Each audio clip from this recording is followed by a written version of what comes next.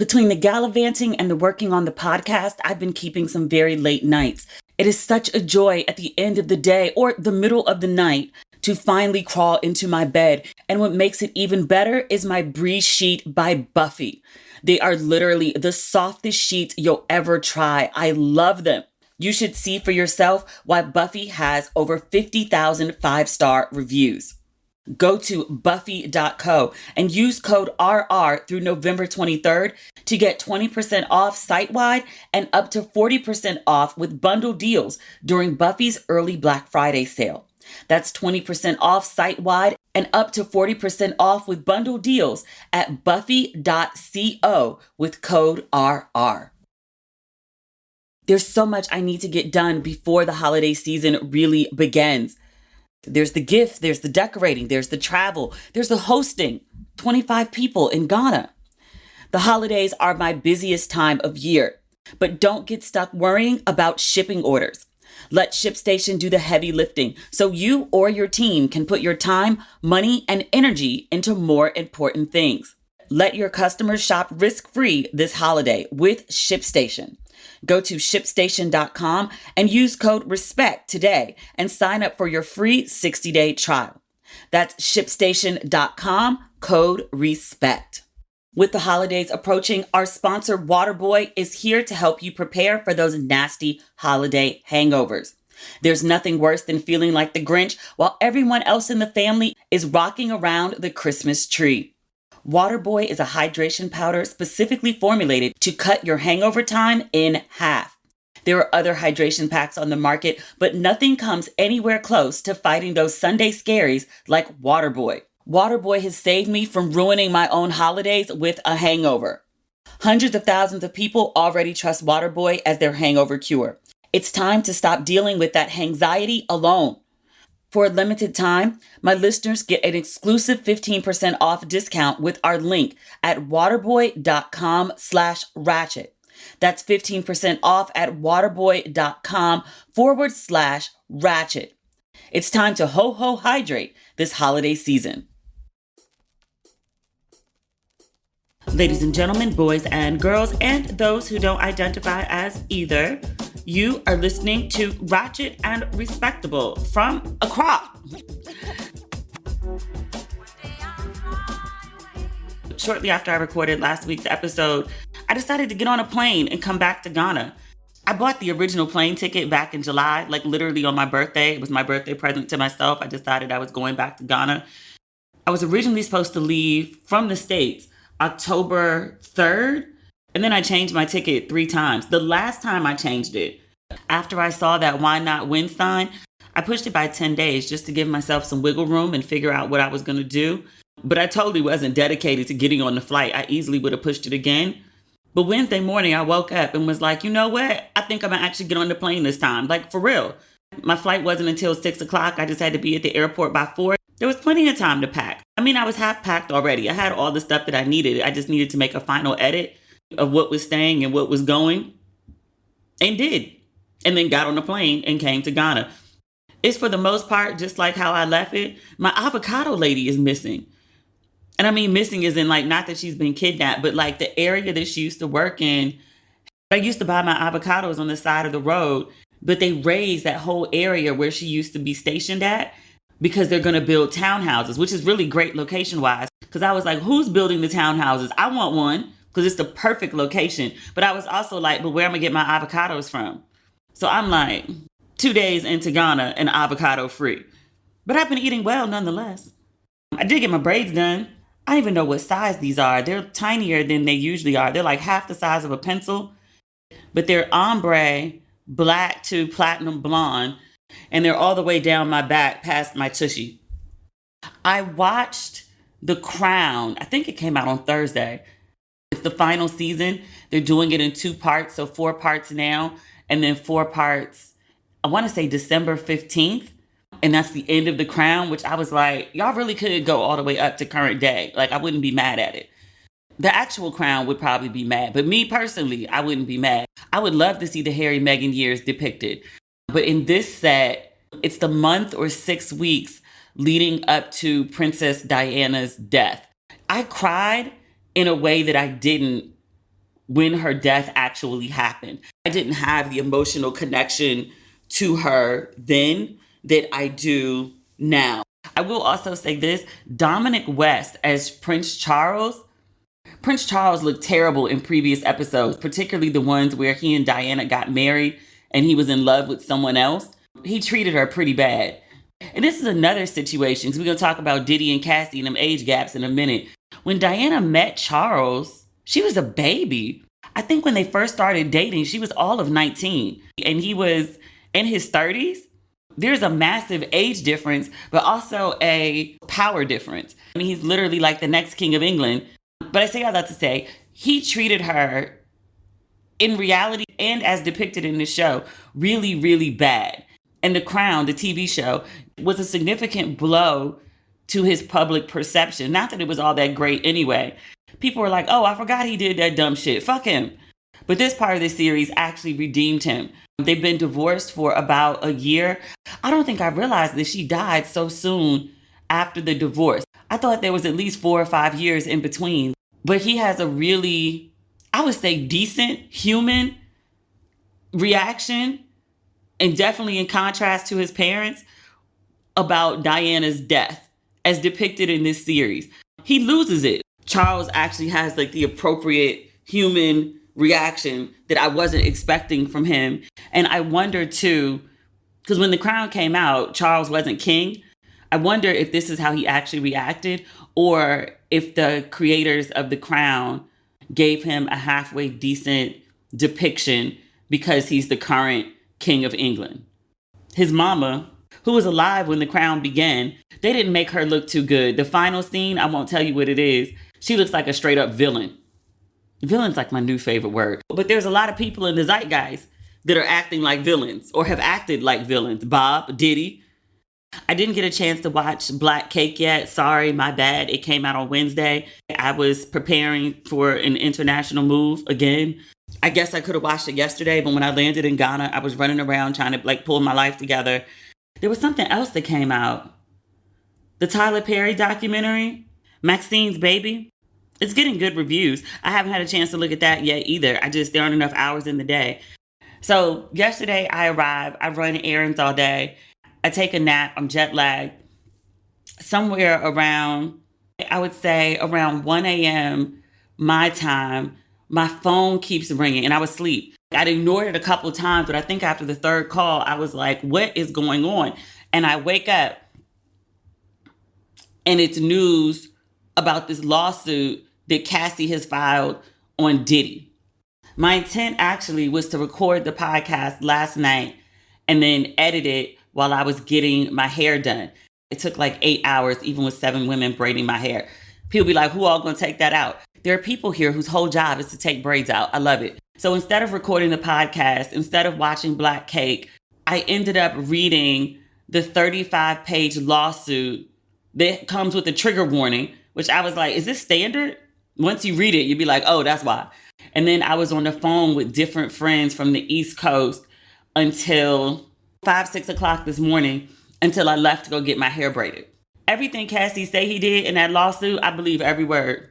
There have been rumors specifically about Diddy beating Cassie's ass for years. When I was living in New York, I had a whole bunch of friends that worked for Puff in some capacity, whether it was Bad Boy or Ciroc or Blue Flame. That was the marketing agency. And they would tell me the craziest stories about working for Puff. I mean, everything from the finances to the way they treated interns. There's a very notorious story about an intern who got locked in a storage closet as punishment. The other big story that was oft talked about was people still texting me right now. A text just came through. My friend, she told me this story somewhere, I would say between 2010, 2013. I remember where we were when she told me the story the first time. She's brought it up a couple times over the years. She tells this story where they were sitting in a meeting one day, but Puff was in the room. Puff was running a meeting. He called Cassie into the room. I don't know what prompted this next part, but he beat Cassie in the conference room with all his top executives sitting around the table. And according to my friend, it wasn't a secret that he beat on Cassie. She said the women in the office would constantly tell her, you have to leave. He will kill you. Why are you still here? And she'd be like, I can't leave. I can't leave. I can't leave. So my friend says he beat her in the conference room in front of everyone. She said no one intervened when he was actually hitting her. A couple people got up to try to help her because she was laying on the floor crying. And he was like, the fuck? Told everybody to get back in their seats, reminded them that they were at the workplace. They were in the middle of a meeting. Like, so focus on your job. They sat back down and he continued the meeting as if Cassie wasn't laying on the floor in the corner crying and everybody could see and hear her. She said he kept going on with the meeting and we all just sat there like we didn't just see him beat this chick. And again, like she's not there laying on the floor as we're sitting here talking about strategy or numbers or whatever we were talking about. Ooh-wee. My friend just texted me. I told you people been hitting me up all day. My friend just texted me. She said she just spoke to someone who works on Puff's label. Rolling Stone is doing an investigative piece. They're doing a deep dive into Puff's record label practices. Yeah, this is bad. My friend who told me the story, she quit shortly after that. She said her soul felt dirty after working there. She was like, I don't want to be the kind of person that sees somebody get beat and is laying on the floor crying. And then we just go on literally business as usual. So she was like, I'm out. And she's told that story a couple of times because she left there.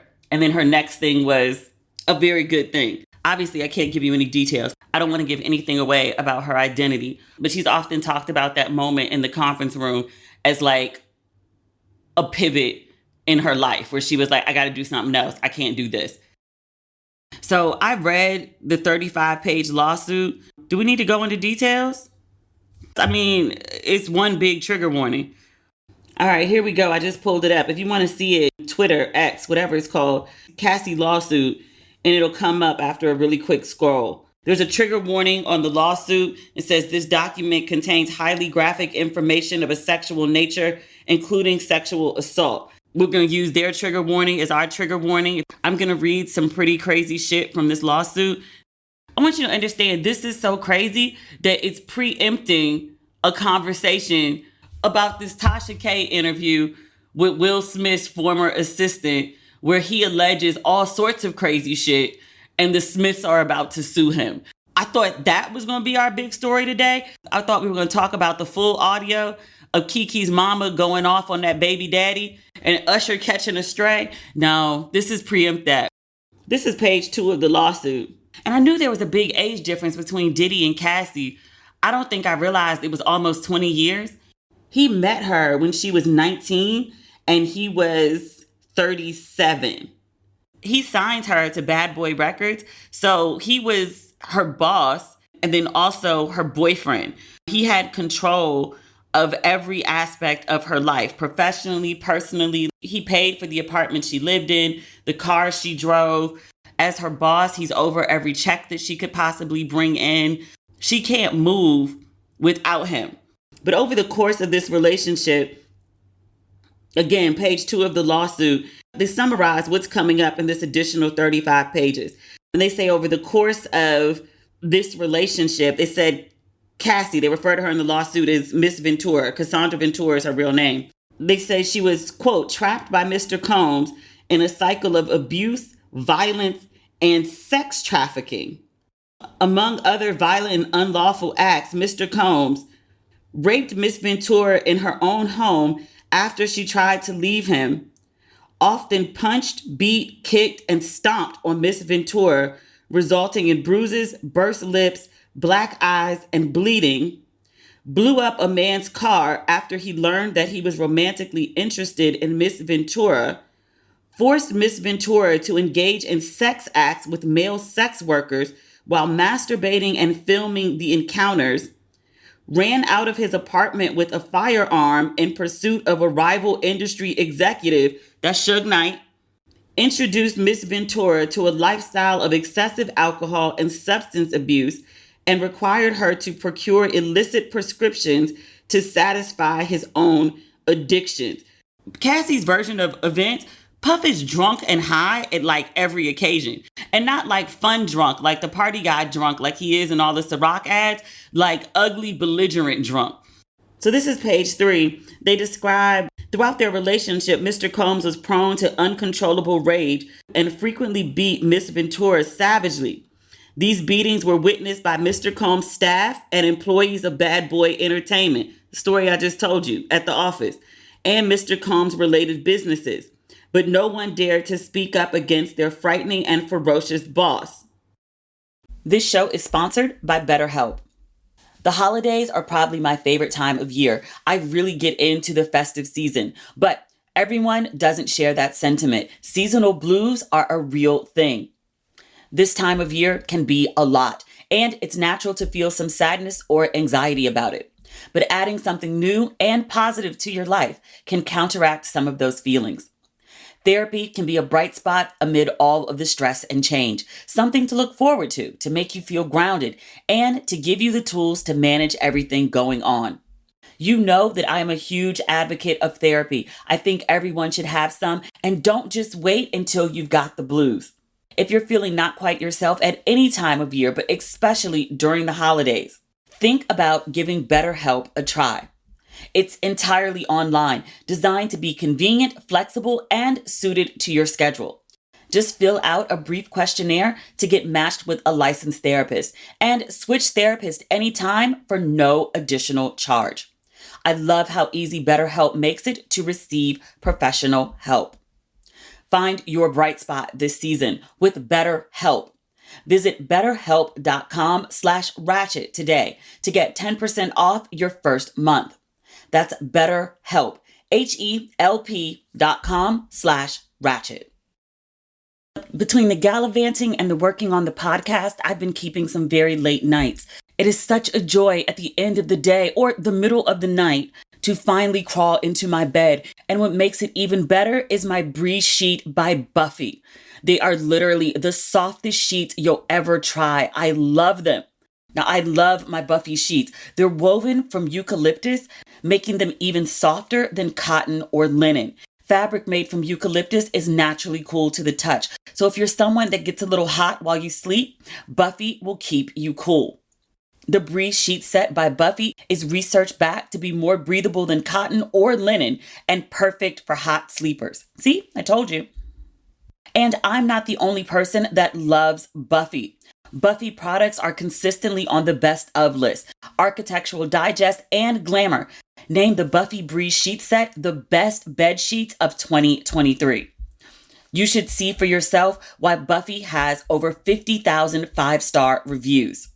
Go to buffy.co and use code RR through November 23rd to get 20% off site-wide and up to 40% off with bundle deals during Buffy's early Black Friday sale. That's 20% off site-wide and up to 40% off with bundle deals at buffy.co with code RR. There's so much I need to get done before the holiday season really begins. There's the gifts, there's the decorating, there's the travel, there's the hosting, 25 people in Ghana. The holidays are my busiest time of year, but don't get stuck worrying about shipping orders. Let ShipStation do the heavy lifting so you or your team can put your time, money, and energy into more important things. Plus, when it comes to those inevitable holiday returns, ShipStation automates, recommends exchanges, and gathers customer feedback. So even if they bought the wrong size or color, they'll still have a great experience. Whether you're shipping from your house or multiple warehouses, ShipStation can increase your holiday profitability. I've used ShipStation since the very beginning of my merch company. What I love most about it is how easy it is. If you've been thinking about ShipStation, now is the time to try it. They're offering a free trial and it's a really quick setup. Over 130,000 companies, including my own, have scaled their e-commerce businesses with ShipStation. And 98% of companies that stick with ShipStation for a year become customers for life. Let your customers shop risk-free this holiday with ShipStation. Go to ShipStation.com and use code RESPECT today and sign up for your free 60-day trial.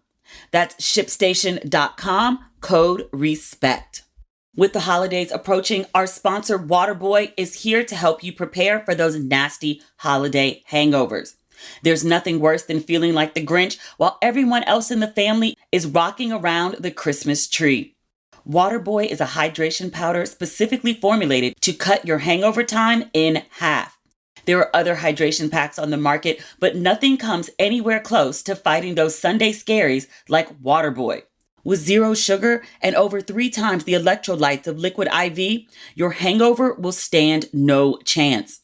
Unlike their competitors, Waterboy has added specific ingredients beyond just hydration to help with nausea, anxiety, and fatigue. We all know that hydration alone isn't enough to help after a holiday bender. And it's not just for you.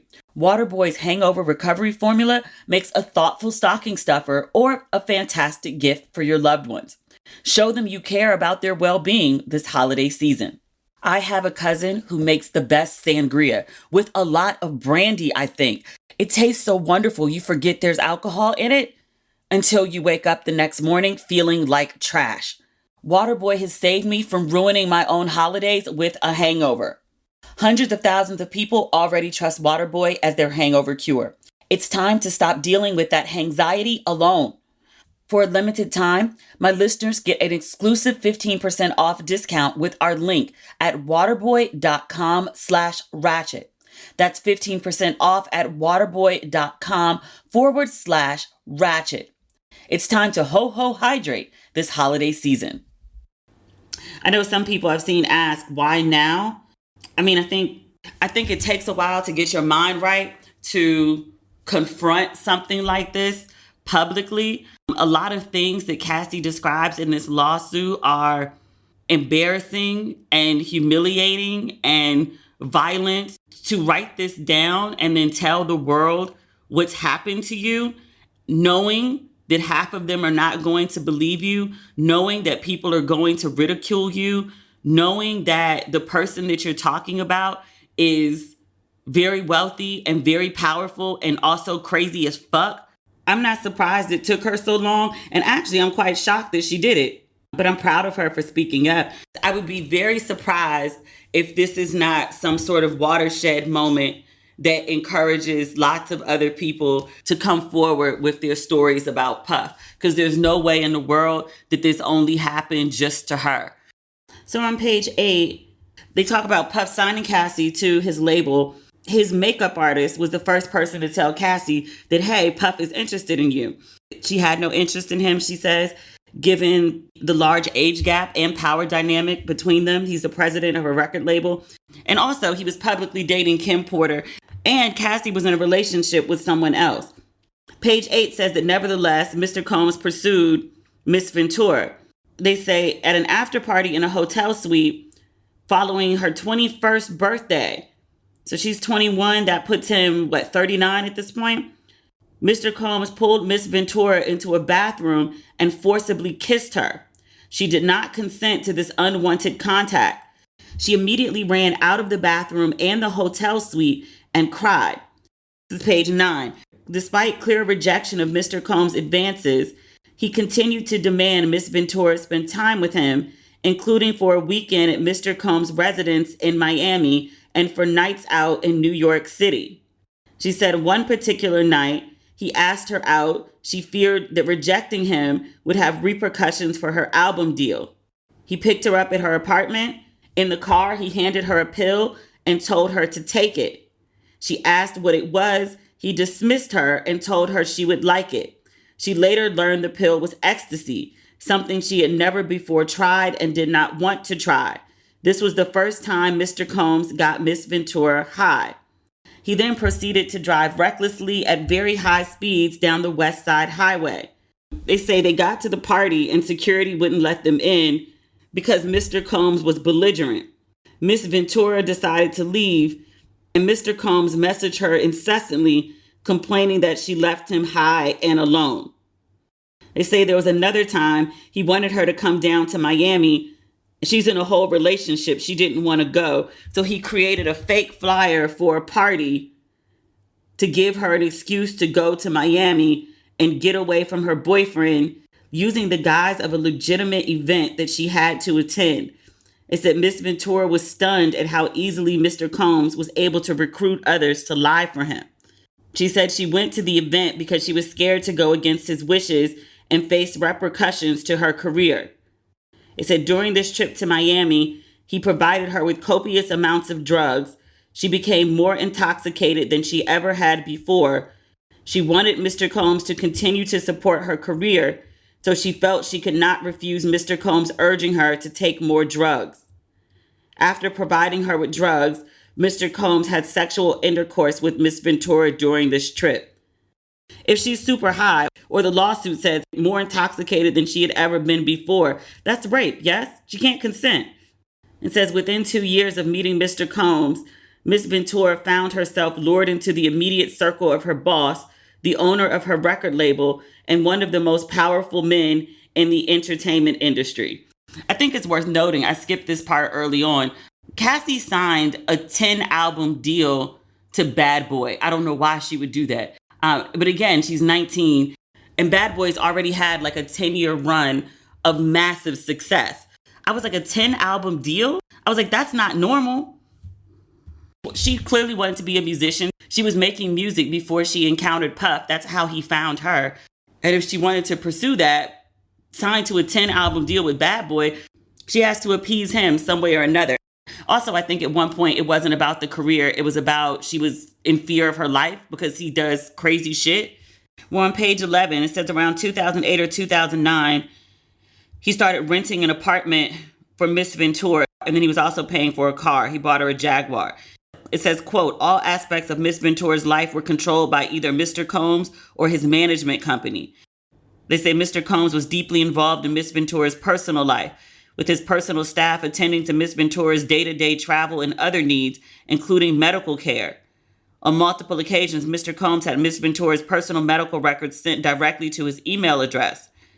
For instance, when Miss Ventura began experiencing memory loss, potentially due to excessive drug use and or head injuries caused by Mr. Combs' beatings, her MRI results were provided directly to Mr. Combs. And not to say there's older women who wouldn't, but most women, I think probably over even 25, 27, wouldn't allow themselves to be in a situation where a guy has complete access to everything in their life and total control. They've just seen enough to know most men can't have that level of control, access, without being controlling. This is a lifestyle that sounds very sexy from the outside looking in. I don't know a single woman who has actually lived this kind of life where they haven't paid dire repercussions in private for it. I'm not saying necessarily Cassie level abuse, where like the sex trafficking part, but it's usually some form of abuse going on. Men just cannot handle having that level of control and access and not taking advantage of it. They just can't. It sounds like a fairy tale life until you actually get into the nitty gritty of this and you like, oh baby, none of it was worth it. Here's some other like weirdly creepy shit. We're on page 12 now. They said early in their relationship, Mr. Combs asked Miss Ventura what she called her grandfather. When Miss Ventura said she referred to him as Pop Pop, Mr. Combs perversely insisted that Miss Ventura referred to him with that nickname. This is page 13, and they start to get into the violence.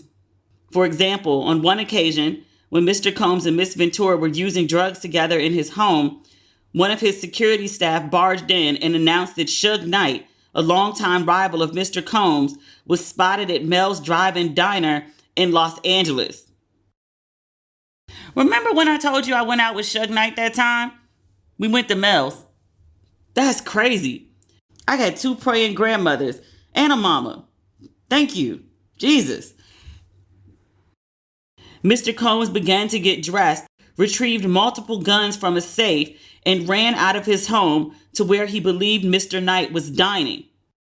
They said over the next decade, multiple times each year, Mr. Combs would violently beat Miss Ventura, leaving bruises on her body.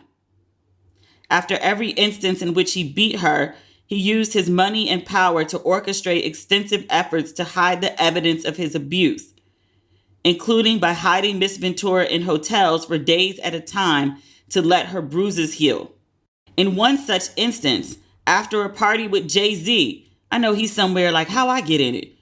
They said after this party with Jay-Z, Mr. Combs beat Miss Ventura repeatedly in an Escalade, including by kicking and hitting her. He forced her out of the vehicle on Fifth Avenue in New York City. She was eventually able to hail a cab and get to her apartment in Manhattan. It's another incident, January 2009. Mr. Combs learned that Miss Ventura spoke to another music manager at a party in Los Angeles. He became enraged. In the car leaving the club, he beat her, pushing her into a corner of the vehicle and stomping on her face. Mr. Combs' security staff, Roger Bonds, tried to stop the beating but was unable to de-escalate the situation. When the car arrived at Mr. Combs' residence, Miss Ventura attempted to run away, but Mr. Combs followed her and proceeded again to kick her in the face. Miss Ventura was bleeding profusely and was ushered into Mr. Combs' home, where she began to throw up from the violent assault. Recognizing the damage he had done and the physical evidence of his abuse, Mr. Combs panicked and forced his staff to bring Miss Ventura to a hotel suite at the London Hotel in Los Angeles, where she was required to stay for a week.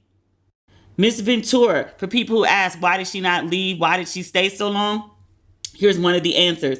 Miss Ventura began to fully realize that Mr. Combs' tremendously loyal network not only knew about and witnessed his assault, but also that these witnesses were not willing to do anything meaningful to stop Mr. Combs' behavior.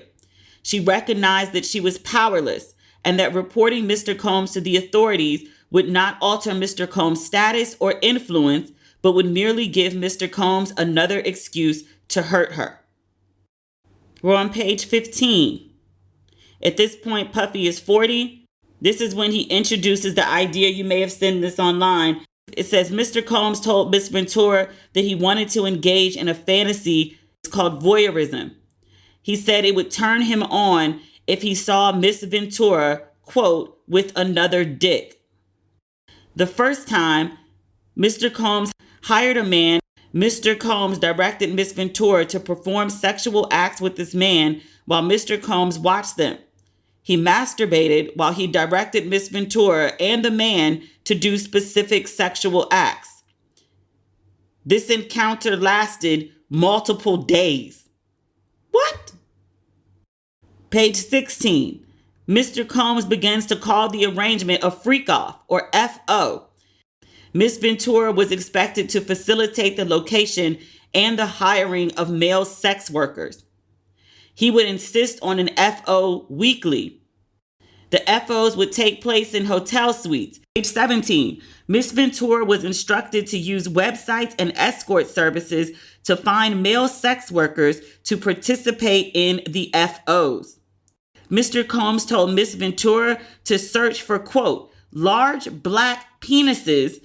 Mr. Combs always supplied Miss Ventura and the sex worker with copious amounts of drugs before and during the FOs. Miss Ventura was given ecstasy, cocaine, GHB, ketamine, marijuana, and alcohol in excessive amounts during the FOs, which allowed her to disassociate during these horrific encounters. It became commonplace to get IV fluids in the days after an FO to recover from the excessive substances pushed upon her. Miss Ventura was required to dress up in lingerie for an FO, and Mr. Combs insisted she wear white nail polish to contrast her nails with the skin of the black men he hired to have sex with her. Yo, this shit is crazy. Mr. Combs would instruct Miss Ventura and the sex workers to speak to each other, and he would specifically tell Miss Ventura where to touch the sex workers. Mr. Combs would say things like, grab that big black dick.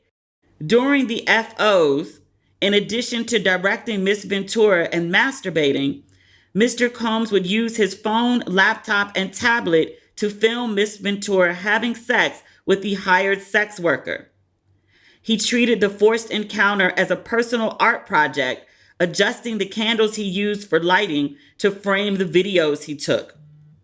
While Miss Ventura quickly deleted any photographs or video of sex acts if they were taken on her phone, Mr. Combs repeatedly made clear that he retained many videos of Miss Ventura during FOs.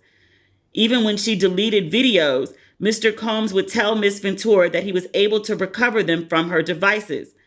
On one occasion, he sat next to her on a flight and made her watch a video she thought she had deleted, reinforcing her inability to escape and the immense power he held over her. So apparently he's also paying her phone bill, and he has some sort of access to her phone where he can get into her deleted files and recover them.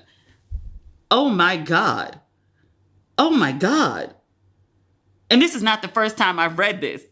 It says, during some of the FOs, Mr. Combs would become extremely intoxicated and he would hit Miss Ventura in front of the male sex workers. Miss Ventura was repulsed by Mr. Combs' demands, but between the physical beating and recognizing his incredible power and incredible temper, she became petrified of her partner and boss and felt she could not say no. It said frequently her anxiety before an FO would become so great that she would become physically ill. It's on page 19, sometimes to the point of vomiting. While she was kneeling over the toilet, Mr. Combs would shame her into performing for him, eventually forcing her to get up and proceed with the encounter. She knew firsthand telling Mr. Combs she did not want to engage in FOs would be met with anger and violence. This Negro is crazy as fuck. She tells a specific story from 2015. She says in the middle of a surprise birthday party, her 29th birthday, he insisted that they leave the party and go to a hotel for an FO.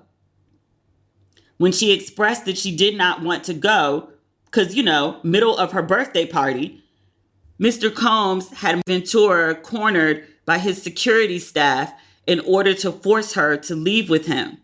They said after this FO, Mr. Combs and Miss Ventura went back to the hotel room that Miss Ventura was staying in, where some of Miss Ventura's friends were already hanging out.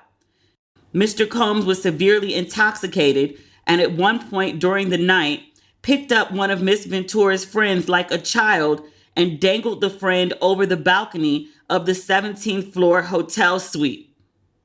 Like the dude from 5 Heartbeats? I'm on page 20. This is another one for the people who ask, why didn't she try to leave? She did.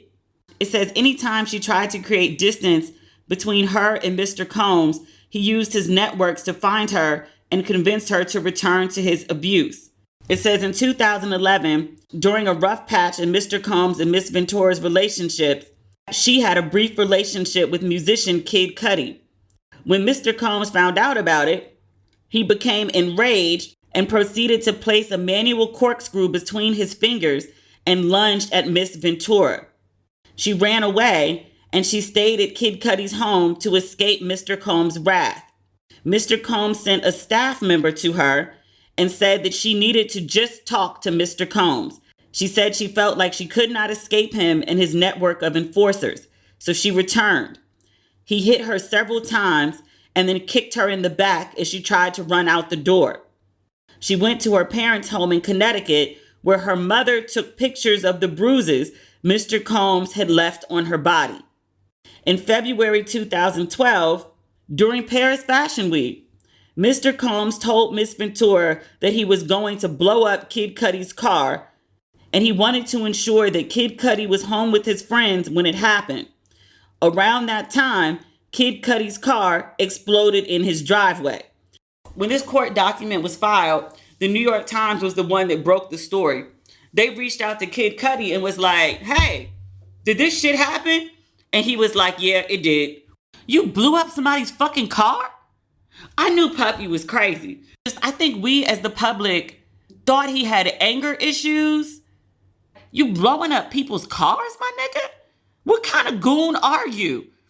Puff out here on some Godfather type shit. We thought he was like erratic, prone to outbursts. Liquor doesn't surprise anyone. I would imagine drugs don't either. Into some freaky shit, yeah, but consensual freaky shit. Not like sex trafficking, Definitely never thought he was blowing up cars, getting people beat up, fine. Puff grabbing his own guns to go run out to shoot Suge Knight? Sending people after Suge? Maybe. But Puff himself doing it? Really? Who is this nigga? On page 21, she describes an incident in 2015. She had a conversation with another music manager. This is a different story from the one we spoke at previously. She said she spoke to a popular music manager at an after party in a hotel suite in Las Vegas. She says Mr. Combs saw her speaking to this manager and sternly told her to step into the bedroom adjoining the suite. And say in the bedroom, Mr. Combs beat Miss Ventura severely. She ran from corner to corner of the room, trying to avoid Mr. Combs beating and kicking. When she tried to lock herself in the bathroom, he pushed through and punched and kicked her while she was curled up under the toilet. Her screams were drowned out by the loud music playing in the outside area of the hotel suite. When Mr. Combs' head of security and assistant saw Miss Ventura after the assault, they began to cry. Who's the assistant at this time? And who's the head of security? It said Miss Ventura had 2 black eyes, a burst and bruised lip, and a huge welt on her forehead. Upon seeing the results of his vicious attack, Mr. Combs forced Miss Ventura to stay at his home along with one of his sons. While there, Mr. Combs FaceTimed Miss Ventura and stated, "You gotta go up and put more makeup on. My son can't see you like that." She said she did put makeup on per Mr. Combs' demands. She felt that she had no choice but to obey her abuser. Even though security guards, assistants, and friends saw the situation she was in, no one dared to help her or speak up on her behalf. She therefore had no choice but to remain subservient. There's another incident, March 2016. She says during an FO at the Intercontinental Hotel in Century City, Mr. Combs became extremely intoxicated and punched Miss Ventura in the face, giving her a black eye. After he fell asleep, she tried to leave the hotel room, but as she exited, Mr. Combs awoke and began screaming at her. He followed her into the hallway of the hotel while yelling at her. He grabbed at her and then took glass vases in the hallway and threw them at her, causing glass to crash around them as she ran to the elevator to escape. She took a cab to her apartment, and then she realized running away would cause Mr. Combs to be even angrier with her, and completely stuck in his vicious cycle of abuse, she returned to the hotel with the intention of apologizing for running away from her abuser. When she returned, hotel security staff urged her to get back into a cab and go to her apartment, suggesting that they had seen the security footage showing Mr. Combs beating Miss Ventura and throwing glass at her in the hotel hallway. Mr. Combs paid the Intercontinental Century City $50,000 for the hallway security footage from that evening. Somebody got to have a copy of that, no? After this, Miss Ventura left her home and went to hide away at a friend's home in Florida. She says James Cruz, president of Bad Boy Management, tracked Miss Ventura down and told her that her single would not be released if she did not answer Mr. Combs' phone calls. She also says a woman at Sony Music reached out to her with a similar ultimatum concerning her record. Also, one of his attorneys called her and said, quote, "It is in your best interest to call Mr. Combs back." Each time Miss Ventura tried to run away, Mr. Combs and his powerful network would force her back to him. It said by 2017 and 18, Miss Ventura had become desperate to leave Mr. Combs and his abuse of her. She recognized that if she stayed with him, she would never be able to have a successful career or ever be physically and mentally safe. It says in September 2018, she joined Mr. Combs for a dinner at an Italian restaurant in Malibu for what she believed would be a discussion about concluding their relationship for good. After dinner, Mr. Combs and Miss Ventura returned to her home, which was paid for by Mr. Combs. He forced himself into her apartment and tried to kiss Miss Ventura. She told him to stop and attempted to push him away. He then forcibly pulled off Miss Ventura's clothing and unbuckled his belt. He proceeded to rape her while she repeatedly said no and tried to push him away. Soon thereafter, Miss Ventura took steps to completely separate herself from her longtime abuser, including by leaving the home that he paid for and returning the car he purchased for her. Despite moving away, her address was posted online in early 2019, leading to fears for her safety. Who posted her address? Did he do this? This is page 24. It says, as a result of the immense trauma Miss Ventura endured for over a decade with Mr. Combs, she has suffered and continues to suffer from immense emotional distress. Except for the months she was pregnant with her children, Miss Ventura struggled with her addictions to drugs and alcohol, addictions that were established and fueled by Mr. Combs. She turned to substances to drown out the memories of her abuse. Without being intoxicated, she suffered from horrific nightmares of forced sexual acts that Mr. Combs demanded she participate in during the regularly scheduled FOs, and of the physical beatings that she endured throughout her relationship. She had difficulty eating and sleeping, and her relationships with her family suffered. During this time, she frequently had thoughts of ending her life.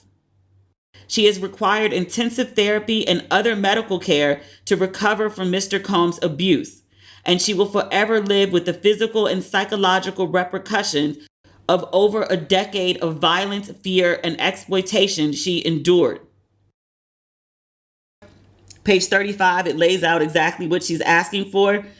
It says money judgment for damages, including lost wages, earnings, and all other sums of money, for money judgment for mental pain and anguish and severe emotional distress, punitive damages according to proof, attorney's fees and costs, for such other and further relief as the court may deem just and proper.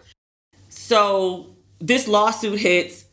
New York Times calls Puff's lawyer. Diddy has, what's the phrase everybody likes to use, categorically denied any of this happened. His lawyer says that for the last 6 months that Cassie has been trying to shake Diddy down. She asked for $30 million not to write a tell-all book about her experience with Puff. Cassie's lawyer says that Puff offered her an 8-figure settlement in order not to file this lawsuit. She rejected it, and here we are. I'm waiting for other people to come forward. He meets Cassie when he's 37.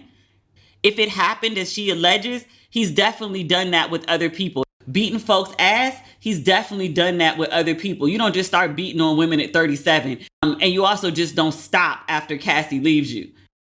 Other people need to come forward. Either people who worked at Bad Boy, some of the folks who were named in this lawsuit, the heads of security or the assistant. I would love if my friend came forward and was like, yes, I was sitting in the boardroom when he did XYZ. Any of the people at parties who heard her getting beat on, or people who worked at hotels, who saw the black eyes, who saw the video footage. Even if it doesn't exist, there were people who saw it. Like, their testimony still counts if they can be found. I believe every word of this lawsuit.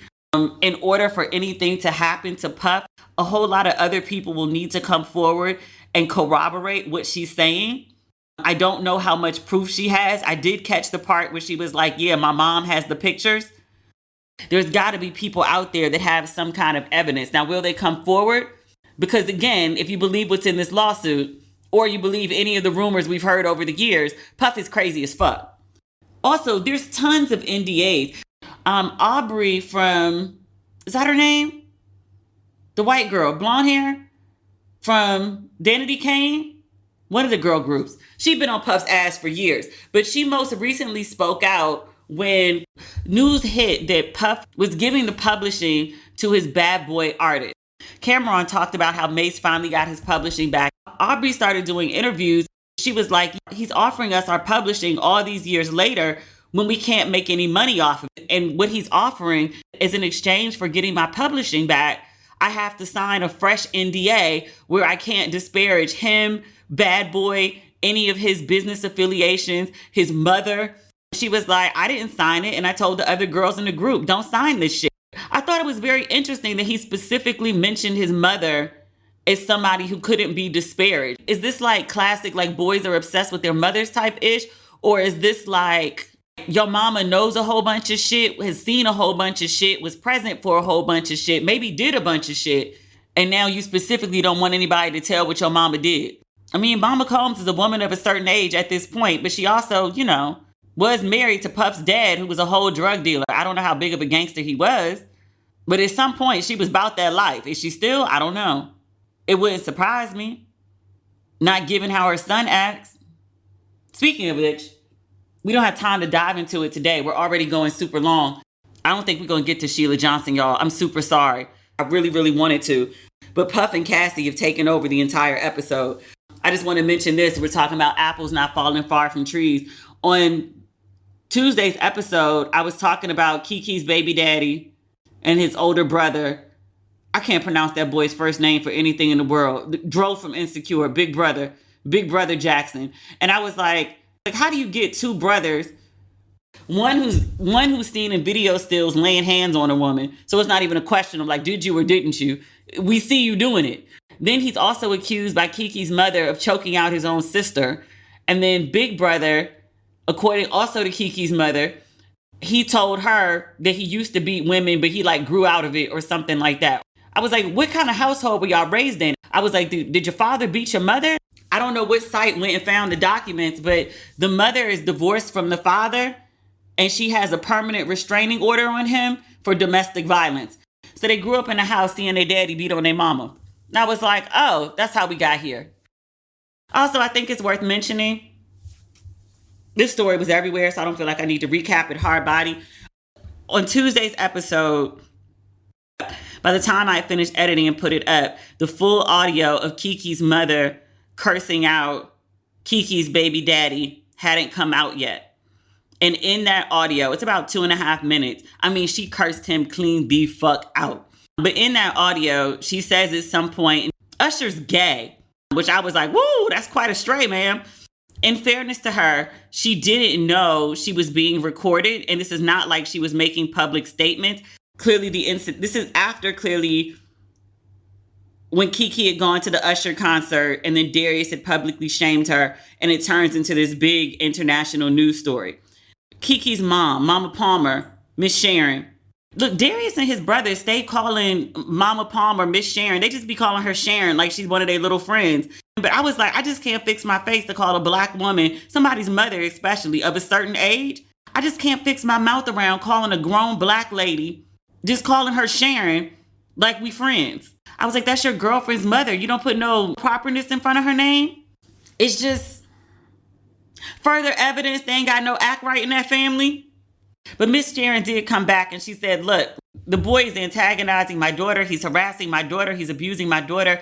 I would have said anything in that moment to get him to leave my daughter alone. So I said Usher was gay. So she was like, I don't know anything about Usher being gay. It's just something I said to get him to like stop with his shit. I was also in a discussion with some of my good gay male friends. And they were like, I totally understand you're defending your daughter. Ma'am had a whole lot of homophobia and some xenophobia too, because she talked about Darius's mother. She said something about her being an immigrant. And they were like, even though she's mad, even though she's heated, even though she's scared, even though she was trying to protect her daughter, there's no place for homophobia and xenophobia, which I agree. I just want to state that emphatically. Also, in addition to, and I want to point out, keep your eye on the prize. One of the reasons that Darius and his family are releasing this audio, releasing text messages between his mom and Kiki's mom, is to shame and embarrass them, to change the narrative to, well, look how belligerent they are, and look how they act, and look what they do, and look what they said. It's weird. He denies abusing Kiki, but then he's also, for the last week, been providing motive. Like, she said these things, she did these things, and that's what got me riled up in order to do these things. So it's like he's been giving motive for something that he says he didn't do. But also he's trying to like change the narrative. So people are talking more about what Kiki's mom said or how Kiki's mom spoke, or so people will be more focused on them than him. And then also, if it ever comes out that like, yeah, okay, like I did in fact beat her, as seen in video stills at this point, people were like, oh, well, that's why it happened, because they were talking to him crazy. They were doing this crazy. I'll also say this. I had a friend, 2017, 18, And it worked, unfortunately. We're not as close as we used to be. But she divorced her husband. She was a pretty well-known woman. He was a pretty well-known guy.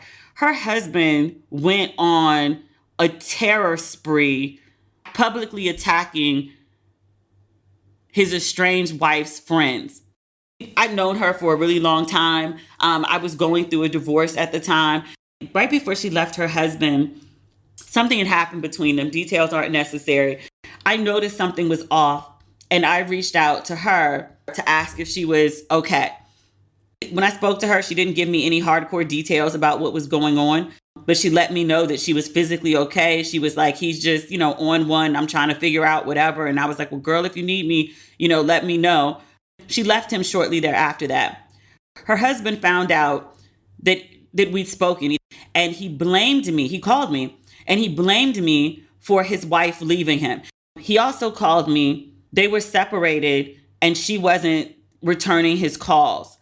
And he'd called me. I don't know where he got my number from. I guess from her at one point. But he'd called me to say I had 24 hours to get in contact with his wife and make her call me. Otherwise, he was going to blast me online. And I was like, I'm not involved in your marital shit. And he was like, you are, because you're the reason she left me. Like, you fucked it up. So like, now you need to fix it. And I was like, I did no such thing. And I'm not getting involved in your shit. I didn't even call her. He'd been terrorizing her. And there was a reason that she wasn't answering his calls. But so he made good on his threat to me. His wife didn't call him in 24 hours. And so he went online and posted pictures of me. He has a large following too, like completely dragging me, everything about my appearance, my weight. That's why your husband hates you. That's why your husband left you, which is not true, but okay. But all sorts of shit, anything to get under my skin. And he did it to me, and he did it to 2 other of her friends as well. And the whole point was to isolate her from us, because in order to continue to deal with her, to support her, we had to endure his crazy. And to be quite transparent, going through a divorce at the time, I couldn't fight a battle on 2 fronts. And I was like, I'm sorry. Like, I got to deal with this shit. Like, I can't take on your shit and deal with my shit at the same time. I had to distance myself from her. Her husband's a terrorist. I kind of feel that that's part of what Darius is doing right now with Kiki, is he's trying to tarnish Kiki's name. He's trying to embarrass her mother. He's trying to paint Kiki's family as dysfunctional or ghetto or whatever. I think especially with what she said about Usher, he's trying to get people to turn on them in Hollywood. So it's like he's a sinking ship and he wants to take Kiki and her family down with him. I see through it. I hope other people do too. I said before about Miss Sharon cursing out Darius, and I was like, she sounds like an exasperated mother who's outraged that this nigga got the nerve to put his hands on her daughter. I think her anger, her rage is what most mothers especially would have if someone comes for their daughter. I think if you got a mama who's not outraged and who's not trying to curse somebody out and is not trying to kill somebody over you, I question your mama. Like the idea that like, oh, her mother should keep it cute. Not when somebody beating on her child. You sound nuts. There's a time to act like you got some sense, and there's a time to lose it on a nigga. Darius deserved that shit. All right, that's the episode. I'm going to edit. Sorry for the lateness. I left out the whole part about how I got locked out my house earlier.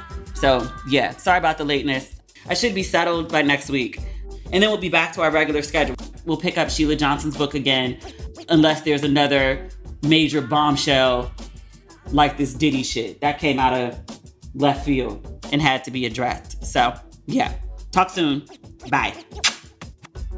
Wait, not bye. I'm sorry. I just got a text message. This is from CNBC and this is the headline.